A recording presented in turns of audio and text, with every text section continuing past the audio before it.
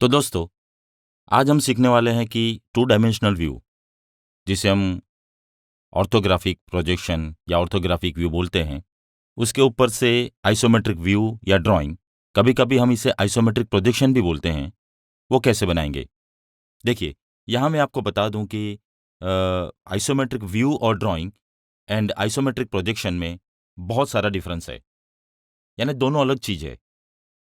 आज हम सिर्फ आइसोमेट्रिक कैसे बनता है, वो सीख रहे हैं।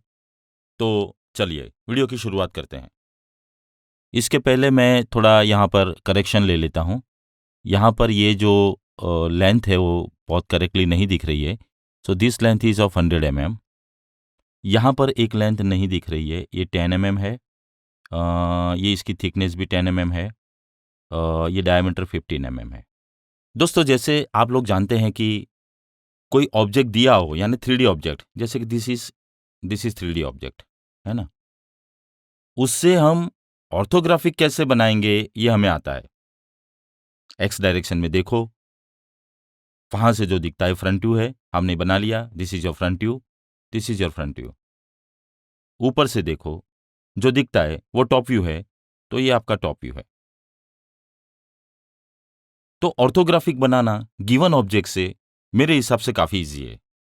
पर अगर आपको ये बोला जाए कि दो व्यू दिए हैं, it may be front view top view और it may be front view side view, and it is said to draw isometric, तो ये काफी हार्ड है। देखिए, गिवन ऑब्जेक्ट 3D से 2D बनाना और 2D से 3D बनाना वाइस वर्सा है।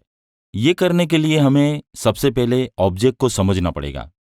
तो मैं ये मानता हूं कि ऑर्थोग्राफिक प्रोजेक्शन आपको अच्छे से आता है। तो हम अब शुरू कर रहे हैं गिवन 2 डायमेंशन से 3D में, यहां पर मतलब ये ऑब्जेक्ट कैसे बनाएंगे, ये मैं आपको यहां पर सिखाऊंगा। देखिए, आइसोमेट्रिक प्रोजेक्शन एक ऐसा प्रोजेक्शन है जिसमें हम लाइंस एक दूसरे के पैरेलल बनाते हैं, वर्टिकल हॉरिजॉन्टल नहीं। यहां पर लाइंस एक दूसरे के पैरेलल यानी 30 डिग्री पर होगी। इसके लिए डिटेल लेक्चर्स में दूसरी बार बनाऊंगा। आज मैं सिर्फ ये दो फ्रंट व्यू टॉप व्यू से ये ऑब्जेक्ट कैसे बनता है वो सिखा रहा हूं, और आप अच्छे से सीख पाओ इसके लिए मैंने यहां पर ग्रिड्स यूज किया है जो पहले से 30 डिग्री एंगल पर बना हुआ है। चलिए ऑब्जेक्ट को ड्रॉ करने की शुरुआत करते हैं। बिफोर दैट हम ये देखेंगे कि फ्रंट व्यू टॉप व्यू में क्या दिया हुआ है। देखिए, ये हमारा क्वेश्चन है और ये हमारा आंसर है। आंसर दिया नहीं है, क्योंकि आज मैं आपको पहली बार समझा रहा हूं, तो मैंने आंसर यहां पहले से बना के रख दिया है। पर आपको क्या करना पड़ेगा, आपको क्वेश्चन के ऊपर से आंसर कैसा दिखता है वो इमेज करना पड़ेगा। तो सबसे पहले हम स्टार्ट करते हैं डॉटेड लाइन से। तो फ्रंट व्यू में यहां पर डॉटेड लाइन दिख रही है, दो डॉटेड लाइन दिख रही है। कितनी हाइट पर? 10 हाइट पर, 10 mm। All dimensions are in mm, so ये 10 हाइट पर मुझे डॉटेड लाइन दिख रही है। अगर ये डॉटेड लाइन में नीचे प्रोजेक्ट करता हूं, देखिए ऐसे मैं नीचे ले जाता हूं, तो ये लाइंस ये वाले सर्कल को मैच करती है। इसका मतलब ये हुआ कि ये जो दो डॉटेड लाइन है वो ये सर्कल है, और ये सर्कल आपकी 10 की हाइट में है। देखिए यहां बना हुआ है, ठीक है, क्लियर। नाउ अब आ जाते हैं ये हाफ सर्कल पर। देखिए फ्रंट व्यू में ये मुझे हाफ सर्कल दिख रहा है। ये मेरी लेंथ 10 है, ये 40 है और ये 10 है। ये हाफ सर्कल, इसका मतलब ये हुआ कि 40 डायमीटर का ये हाफ सर्कल यहां बना हुआ है। कितना अंदर होगा? तो डायमीटर अगर 40 है तो इसकी रेडियस हो जाएगी 20। ओके, अब क्वेश्चन ये आता है कि अगर मैं फ्रंट व्यू में देखता हूं तो ये मुझे हाफ सर्कल दिखता है इस तरीके से, पर वो कितनी विड्थ में नहीं मालूम पड़ता। उसके लिए हमें टॉप व्यू देखना होगा।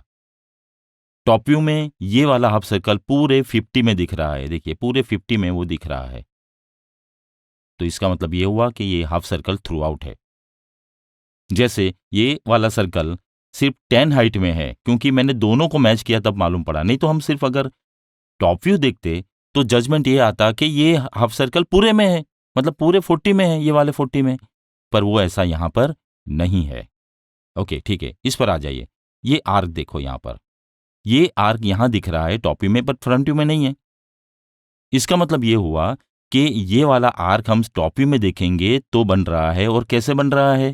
क्योंकि सर्कल का centre, circle is centrally placed over here for this one, तो यानी यहां से 20 और यहां से 20 में लेता हूं तो वो उसका सेंटर है, और वहां से सर्कल ड्रॉ किया हुआ है। ऑर्थोग्राफिक हमने ऐसे ही बनाया है, और उसी सेंटर को लेके हमने ये 20 रेडियस का आर्क बनाया है। ये आर्क आप ऑब्जेक्ट में देखिए, इस तरीके से बना हुआ है ना। ये कैसे बनाना है ये मैं आपको सिखाऊंगा। अच्छा, इस पर आ जाइए, ये वाली लाइन, ये कुछ लाइन दिख रही है, इसका क्या मतलब हुआ? तो कि ये लाइन है, इसका मतलब ये हुआ कि ये कुछ यहां पर है टॉप व्यू में। अब टॉप व्यू में ये वाला सर्कल वाला पार्ट तो मैच हो गया आपका, तो बाकी क्या रहा? ये वाली 10, है ना। तो इसका मतलब ये हुआ कि ये जो भाग है ये 10 विड्थ का है। पर सिंगल लाइन नहीं हो सकता है, क्योंकि हम 3D ऑब्जेक्ट बना रहे हैं। तो 10 विड्थ का, ये भी 10 है और ये भी 10 है आपका, तो 10 विड्थ का एक पूरा पार्ट है ऐसा।